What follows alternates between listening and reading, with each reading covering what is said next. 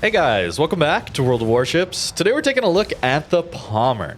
This is a tier 9 German battleship that looks a lot like the Kurfurst, of course, but just at tier 9 here we get the 380s instead of 420, 406 mil guns, worse HP, and a few other differences, but they're both available for coal.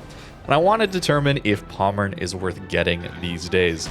So playing it in random battles, maybe not the best idea. We've talked about that a lot in this coal battleship series, where these secondary brawling battleships don't do the best in random battles. They essentially need the perfect matchmaker, which doesn't happen all that often these days, considering how high tier is often pulled up into those very passive, campy super ship games. I happen to get some very, very blessed matchmaker after some very, very poor games. Not every game looked like this one, but this is easily the best game I've ever played in Pommern. So you're in for a bit of a treat here, at least with this first match. It's going to show off all the strengths that this ship has when it comes to playing as a close-range battleship. First of all, 12 guns instead of the 8 we would normally see on the tech tree Freddy. And that's a good and bad thing, I would say, mostly down to the gun accuracy here. This is a situation where we lose a lot of sigma, so that's the tendency for the shells to go towards the center of the dispersion ellipse, which is drawn out by your horizontal and vertical dispersion numbers. And those values are only found in game as horizontal dispersion. That's all you see. But the hidden value of sigma is quite important, and this one is quite bad. 5 overpens there into that broadside print. So again, I suppose 13k is not bad for that 5 overpen salvo, but still not the damage we would like to see here. To start with, you can see some of the inconsistencies creeping in. It is, of course, a German battleship, so you're getting some of those nice features too. So you got yourself a turtleback, you do have a nice 6-kilometer hydro here. You do have secondaries. On this one, you even get torpedoes, which I don't actually end up using all that much in this game, as, well, people are going to be a little too far away. The other problem is they get knocked out rather quickly. If you're going to run a secondary build, you probably need to run things to keep your secondaries alive. And that means that your torpedoes get knocked out a lot, as you're going to see. Although with 12 guns, every once in a while, you can get some good, nice salvos there. That Champagne flat broadside giving us 2 Citadels feels pretty good. And you're going to notice the playstyle is very similar to a GK. We're better when we're kiting away, just because we are at risk of taking a lot of damage when we're broadside. I don't think Pommern's quite as bad as the GK is. Yeah, 43 degrees forward firing angles, where GK is, I think, 46. But those rear angles are a little worse than GK at 40 degrees. So you do have to show more broadside overall if you're kiting, but a little less if you're pushing in. It still is a lot of broadside, and you can take a lot of damage that way. Hydros are great for dealing with destroyers at closer ranges. You can see those torpedoes, obviously, but also if you're able to play around caps like this, you can hydro the whole cap, essentially, and just push the destroyers away, or just catch them off guard and get them taken out. Doesn't even have to be you doing the damage. You can see here our Schultz managed to finish off that destroyer for us. And that's what's going to be so strong in ranked. This is a very strong battleship in ranked because it has a decent amount of HP and armor to stay alive for quite a while. And the secondaries, main guns, and torpedoes are 3 threats that you have to respect, essentially. And another Citadel there in on that Champagne. He's going a little too broadside with that one. Feels good to get up over 100k already, although our team is melting a little bit, as you probably noticed. We're kind of left alone down here against a lot of the enemy team, and unfortunately our teammates up in the north are losing to the weaker flank of the enemy team. Unfortunate, but that does happen. In ranked, though, this is, I mean, it's so powerful, man. It takes a while to take a Pommern out in tier 9 ranked, and in that time you should be having really, really solid battle impact. These secondaries, though, are not as good as you might think. In fact, if you're looking for a secondary battleship for coal, I would actually recommend a Wami over the Pommern. Secondaries do manage to finish off that Champagne. Maybe a little greedy here to just let the secondaries finish him off and try and focus on the Monarch. But the Monarch's so broadside. You can't blame me, right? I mean, we should be getting Citadels, Dev Strikes, right? There we go. Double sit. I will say this is a main gun focused build on this game. We'll look at the full secondary build later. But Iwami has much better accuracy than Pommern. Pommern's stuck in this unfortunate middle ground of accuracy, where it's not as bad as just standard secondaries, but it doesn't have the improvements that the Massachusetts, Georgia, Ohio, Iwami fits into that group, but so does the battlecruiser German line. So that's going to be like your Schlieffens, for example. Much better accuracy. And because of that, Pommern doesn't have the best hitting DPM. It also doesn't have the best base DPM either. This is from an older time of secondaries where things were not nearly as powerful as they are now with Prince Ruprecht and Iwami. So you're going to notice it takes us a little longer to kill things with those secondaries. They can still be good, but not as good as, say, the Iwami, especially because Iwami also has the option to pen 32mm with IFHE. Unlike Kurfurst, the Pommern does not have the 128mm secondaries. It has the 105s, which do require you to take IFHE if you want to pen 32mm of armor. And I would suggest you take it just because they're not really going to do all that much anyway. They don't have the best fire chance, and as we've already mentioned, they don't have the best DPM either, so you're not hitting as many shells, so you can't rely on the fires quite as easily. So you really are going for that full pen damage, in my opinion. So a little bit rough on the secondaries, but you should be a little tankier than the Iwami, at least in theory. The problem is the superstructure. Yes, a German battleship, and of course I have to mention the superstructure, as is tradition here, but these German battleships have a massive weak point, where their superstructures are so large that they oftentimes are going to arm battleship armor piercing and take a ton of full pen damage. So this is a battleship where you can't angle them that well, and if you angle too much to make your belt armor very effective, your bow armor very effective, suddenly you're priming your superstructure to take a lot of full pens. And if you go broadside enough that your superstructure doesn't take those full pens, kind of like we are now, well, then there are times where you're not angled enough and your belt armor is going to take a lot of damage in return. This isn't like the French battleships where you might find that there's a bit of black hole armor there, where the turtleback on those French battleships results in a lot of shatters and non-pens, torpedo protection hits. That's not the case here with the German turtleback. It does protect you better than the French battleships against citadels, but you just guarantee the full pens. So a bit of a trade-off there, and an unfortunate one for the German battleships, as it's still very difficult to citadel the French battleships, and that black hole armor really makes them quite difficult to deal with, even if they get caught flat broadside. Whereas Pommern, GK, German battleships like these, they're going to take a lot of damage when they're flat broadside, easily taking 20 to 40,000 damage, depending on what ship is firing at them. Now, this Nagato is just pushing into us. Very kind of him to do that. That's going to be where we're at our strongest, of course. Up to 252,000, 253,000 damage. Feels pretty good, although, of course, we are left alone in this one.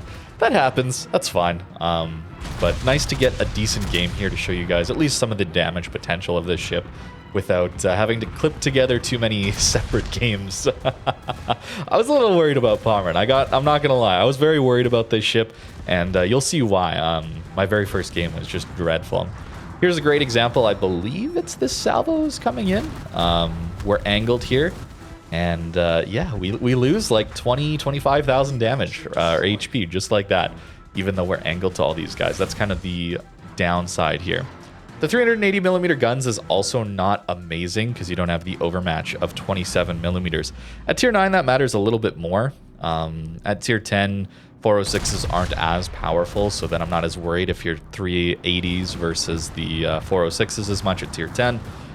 But here it's a little bit of a more distinct difference, since there's enough cruisers that do have that 27mm armor, that the 406s do give you that a little bit more overmatch. The other problem with these guns over, say, the Freddy is that you lose out on DPM as well, so the guns don't reload as quickly as the Freddy guns would. So it's a trade-off, right? You take the 12 guns with worse accuracy and worse reload, and worse caliber as well. Or do you take the 8 guns with better accuracy, better reload, and the overmatch there? Alpha damage as well, of course, comes with that. It's a tough one. It's a toss-up. The nice thing with Pommern, though, is you do get those torpedoes. The guns can work, as we see here, over 300k. It's good, man. It can be very, very strong. And I mean, I was just stoked to get this game, man. I did not think Pommern had this in it in random battles, although we do have to be very clear here. We got very, very blessed with this matchmaker. We are taken down there by the Prince Eugen that was, I think, the same Prince Eugen that was broadside at the beginning of the game there. You know, not to bring that up too specifically or anything, but there we go. 338,000 damage. Still a very, very solid game. All our kills came from our secondaries, just to finish people off. Can be very nice. Definitely top score. Top score on both teams, actually, even on a loss. That's pretty rare. 50k damage from those secondaries. Not as much as I would have thought. And, well, we got a little bit of fan mail here towards the end. I couldn't quite get what this guy was on about, but towards the end, it seemed like he thought I was good enough at the game that I should have carried that entire match in the Pommern. So I appreciate it. I'm not quite that good, but I'm glad you guys think I'm pretty good at the game, or at least some people do. I'll take that as a compliment. We'll move on to my very first game I played in Pommern. This kind of set a very negative tone for the play session I had with this ship. Yeah, we just kind of lost the flank on spawn, basically. We lost our DD very quickly. And then I got forced to the back of the map, getting cross-torped by a Yamagiri on the 1-2-3 line, and then the Yu Yang was in the middle of the map, just having free reign with us. So hiding behind the spawn islands, man, feels bad, but into some of these super ship games, that is just how it goes. It's very, very difficult to play tier 9s these days when you get the super ship matchmaker. Your ships are just not built for this level of range and firepower. And you don't have the HP, you don't have the armor, you don't have the accuracy, you don't have the utility. It's very, very challenging. So when it comes to Pommern, yes, I had a very good game. Yes, this ship can do quite well in ranked situations, brawls, that kind of thing. But if you're mostly a random battles player, no. Do not get hooked on the German battleship brawling, okay? Please, save yourself before it's too late. It just isn't going to work out all that well. You have to pay your dues, I suppose, in, I don't know, a couple hours of bad games just to get one blessed matchmaker, potentially. So the crossfires on the Torps are going to end up taking us out. Notice here, our torpedoes both taken out. So it's a really weird trade-off here. You're going to see on the in the commander build and the upgrades that I wasn't actually taking the first slot upgrade to keep my main guns, which also include torpedoes, your main armaments alive. So you could swap over to that, but then your secondaries get really, really squishy. And if you're building a secondary build at all, then suddenly a lot of those skill points are wasted. And as soon as those secondaries get blown off your ship, which feels a little bad. A little unfortunate, I guess. Okay, on to the next game. This one is a full secondary game. So this is taking the 6th upgrade slot as secondary DPM. It's taking the 3rd upgrade slot as secondary accuracy and range. The commander build also has manual secondaries, of course, in the range, so you can get them out to 12 kilometers. The hybrid build does take the main gun reload, main gun accuracy, and, well, even with secondary build, we get a Citadel and a Massachusetts. That's pretty rare. That's a hard ship to Citadel, so very fortunate salvo there. But I think the hybrid build is probably the way to go, even into things like ranked. Just valuing that consistency out of your guns, or a little bit more consistency out of your main guns. And the secondaries will still do some decent damage, but like we've already talked about, the secondaries actually aren't all that amazing here. Just to give you an example, at 10 kilometers, according to some of these third-party websites, it's at 10 kilometers, the hitting DPM for the Pommern is 28,631, where the Awami is 49,237. So not double, but almost double going from Pommern to Awami at that 10-kilometer range. Feels that's a lot. That's a big difference. That is a big difference. Prince Rupert, for example, has 43,000, so pretty close there as well. So the secondaries, well, interesting here, and nice that they pen 32. Maybe not as powerful as some of the other ones at this tier. More modern ships, more ships that are closer to 2024 in their release date, shall we say. Hydro here saving us from some of these Cossack Torps, if you are interested in pushing, if you are interested in brawling, that is a definite weak point of the Awami. I had a pretty good time in Awami, and that would be one I would recommend over Pommern. We're going to talk about that a little bit later in where I compare all these ships and their strengths and weaknesses, and I would rank them in the order that I would get them. That's coming up in a future video. But for now, just know that as good as Awami is, it doesn't have a Hydro. And if you are pushing in, Hydros are so valuable, man. It saves your life so often against some of these Torp boat DDs, even some gunboat DDs with their Torps, man. Any Torp hit often is going to cause a flood, maybe multiple floods. You've been on fire, perhaps. That consistent dot is going to kill you rather quickly. And if you take your damage control, well, then the destroyer is probably going to smoke up and start farming you with high explosive, landing even more dots on your ship. So it's nice to not have to take those torpedoes as often. You're still going to eat some. You're a clumsy battleship. Your maneuverability is not great, but it's really, really handy to have that Hydro. It's very, very valuable. The heal's nothing special here. Neither is the damage control. So there's nothing like the Georgia might get with that fast acting or the fast reload on that heal. I guess the one thing I haven't mentioned when it comes to Pommern is the turtleback is not as good as the Kurfurst. I'll show you that in port in a little bit here, but you can't actually rely on it when you're turning as much. The turtleback doesn't go as deep underwater, and so if you're turning and your ship lists to the side just a little bit, you can actually go so far on an angle that people hitting your broadside are actually going to slip their shells under that turtleback and citadel you.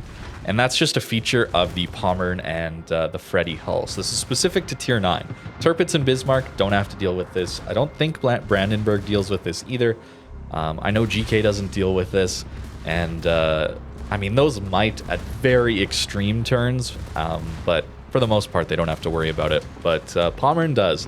So if you're caught broadside, you got to fight the temptation to turn in sometimes and just take the big hit that's not citadels, where you might otherwise, oh man, DD guns just permanent our Torp tubes as I was about to launch.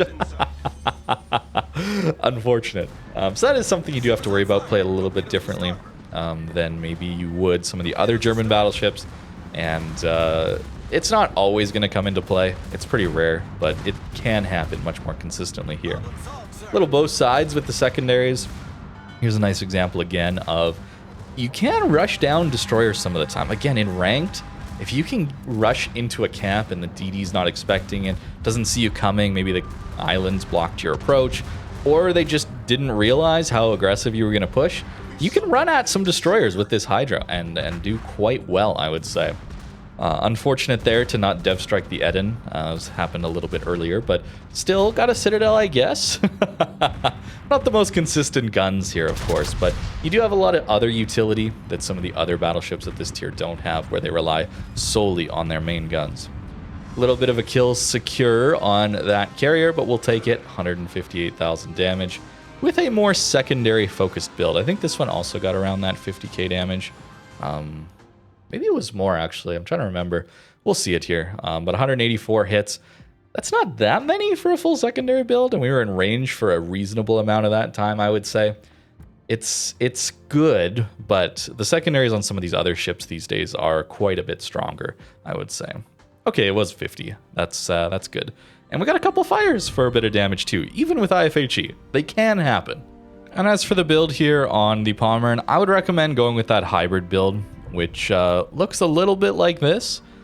Can be awkward to not have fire prevention though, so you could certainly remove concealment or emergency repair expert. I would probably remove concealment for fire prevention if I was solely playing this in ranked battles. Since it's in random, sometimes it's really nice to have 13-6 conceal here, allowing me to play that more mid-range role in some of those up tiers. I was trying to make it work. Those up tiers were just so brutal that I couldn't really, I mean, I can't really even show much from them other than just like the death that happened, I suppose. So definitely more randoms focused, trying to keep some secondaries to make that happen in those good matchmaker games, and then concealment to help me in those up tiers that are so rough. But full fire prevention and emergency repair alongside the secondaries, gonna be a good time in things like ranked and brawls. The full secondary build, it can work. It certainly can work, and maybe is what I would run on this thing, because if I want main guns, I'd probably play something else, to be completely honest. But the hybrid build where you take the main gun reload and main gun accuracy can do a really, really good job.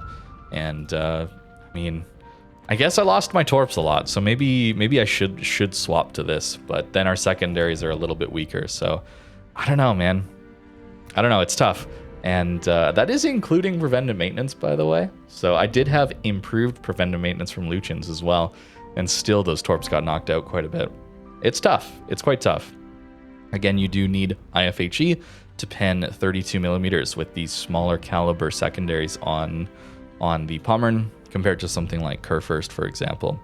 And looking at that armor here, it looks pretty good, right? It looks pretty good. 80 mil deck armor, that's pretty sweet. And yeah, that superstructure is just a little too big, right?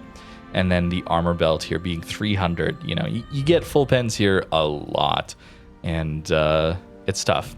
And with the armor here, the turtleback, right? It does dip below water, but when it comes to the higher tier ones, it dips further below. You see that?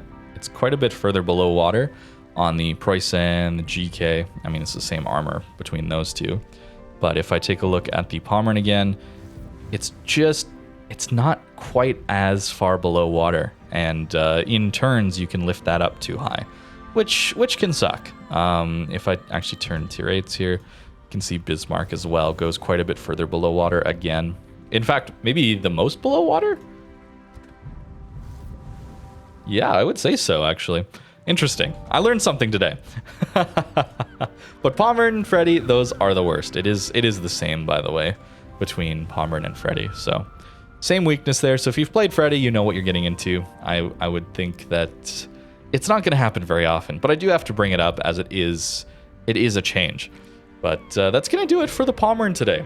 It went a lot better than I was thinking, but I also got very fortunate on the matchmaker towards the latter part of my play session. The beginning, though, that one clip I showed you, cross Torp by Yamagiri and Yu Yang, that was a lot of the experience. Keep that in mind. So I'm still not going to recommend you go out and buy this thing, but it can work, and especially if you're going to play it in ranked brawls, that kind of thing.